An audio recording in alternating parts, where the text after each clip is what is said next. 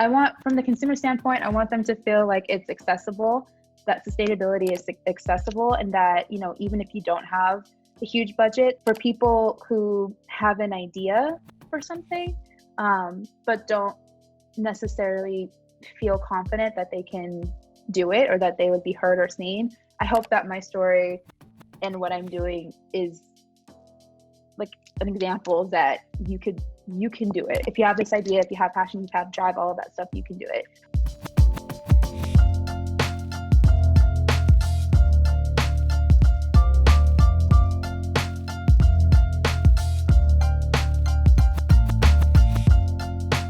Hi, my name is Brittany Sierra, and I'm the founder of the Sustainable Fashion Forum. So my passion is marketing and PR. So that is what I love. The way I got into what I do now is that I was doing marketing for retailers and designers here in Portland, and I just realized I love fashion. So that's where I'm going to stay. Working with designers and working with retailers, especially in Portland, there are a lot of designers who practice sustainability and the way that they produce their garments and materials and whatnot. And I had heard about it sort of like floating around or in passing, but I never really truly understood what it was. Because of, my position in the industry here in Portland and just some of the stuff that I was doing, I was asked to be a judge on a fashion show, like competition. It's all based around sustainability. And basically they give you a bag of fabric and you have to make something out of it. And at the end they auction it off. And that was sort of the first real introduction into truly sort of understanding what all was going on. And after I left that show, I had so many questions. I was really confused, and I actually was shocked that the industry that I love so much was so detrimental to people and planet and whatnot. And so I did like most people do. I went home and I Googled. And at the time, there was not nearly as much information as there is now. And so in my Google search, I was really confused. So my response to that was to create an event. I figured that if I got people together who knew more than me, that I could learn from them. I wouldn't necessarily consider myself to be an environmental activist, not necessarily. I suppose there's like layers to it, right? I don't, from the very beginning and even now, even though I've learned a lot and know a lot, and sometimes people are like, Brittany, you know a lot more than you think you do, but I just don't consider myself to be the expert. I think that I'm more of the person who brings the people who have the knowledge, have the ideas, have the things that people should be learning together with the folks that want to learn it or want to hear it. I produced the first events just to learn.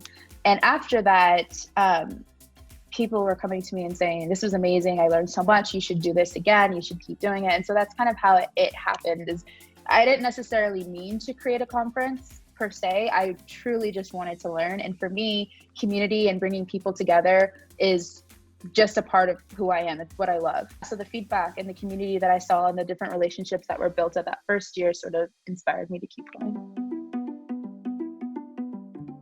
So currently the Sustainable Fashion Forum is one day. When you walk in, there are brand activations, and then the majority of it is the conversations. And then this year we were going to have a large marketplace that we were going to add into that. So we talk a lot about circularity. That's always something that we talk about. There's always a conversation about diversity and inclusion. We always talk about like rented and secondhand and all of that, what's going on there. I would say there's a lot of people that attend that are just starting to have the conversation for sure. I think that it's an interesting mix of folks. It's definitely those who are just starting out and want to learn more.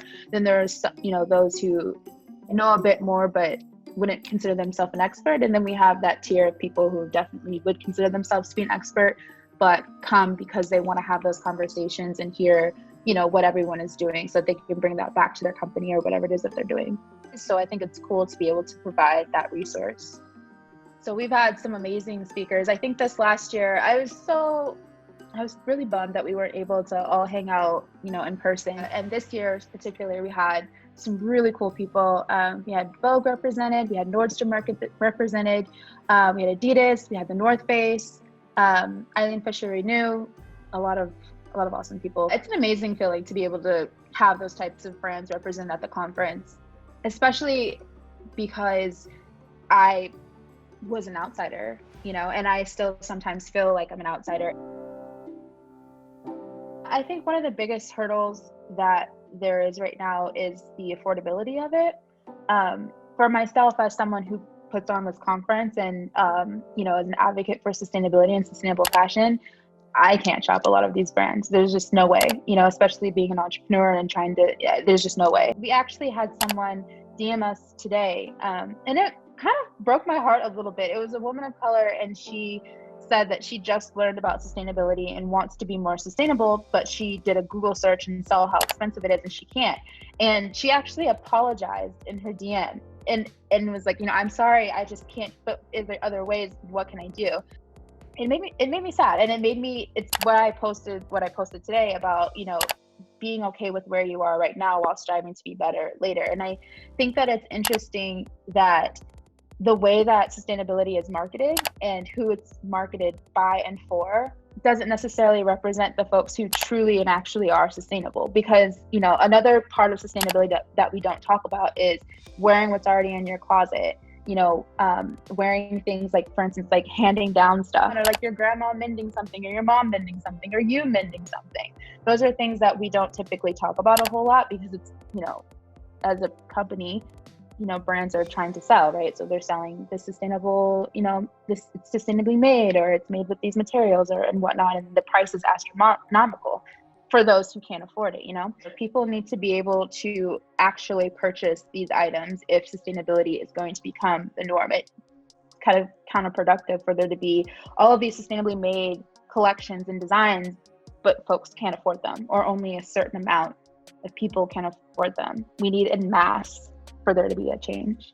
Typically, the people who can't afford it aren't necessarily the ones that are contributing to the massive consumption problem that we have right now, where people are buying because they're bored, they're buying because they're sad, they're buying because they're happy, they're buying because it's Thursday, So I definitely think that the accessibility part as far as price point is a huge one. And I totally understand why it is. Like, I understand the price point completely, but I do understand that it does leave out a lot of people.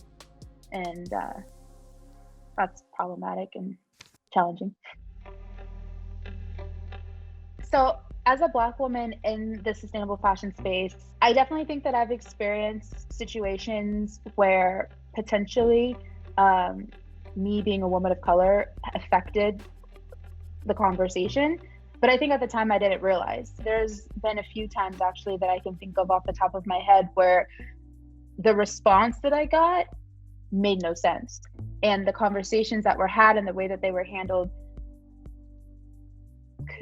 wasn't necessarily the best.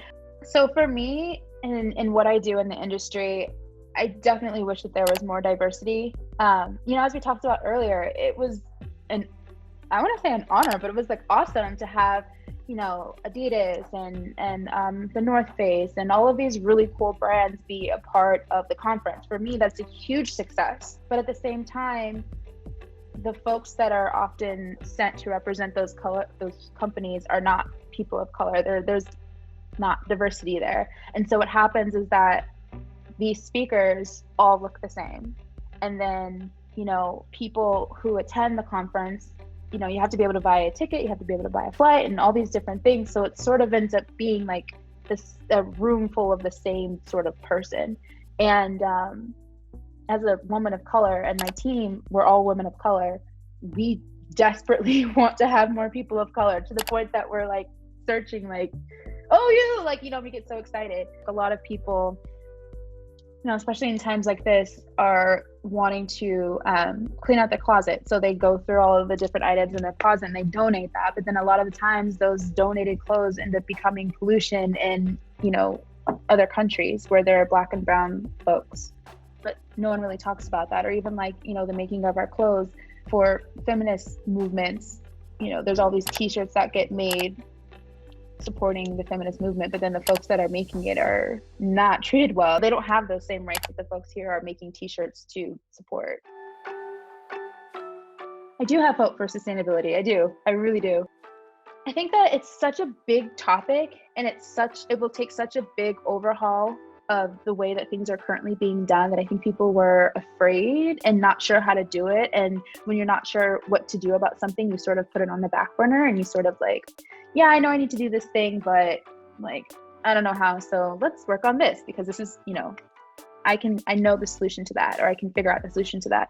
I think that because of everything that's happening in our world right now, I think that people have the perfect opportunity to make changes and are making changes and are making it more of a priority. I definitely think that there's folks within companies now that are true champions for sustainability, whereas in their voices are actually being heard now more than they were previously. So I have a lot of hope. I think that great change will come from this. I think that we have a ways to go, and there's a lot of conversations that still need to be had, but I definitely can see progress. And I think as consumers are continuing to hold brands accountable, I definitely think that there's going to be some more change there, for sure.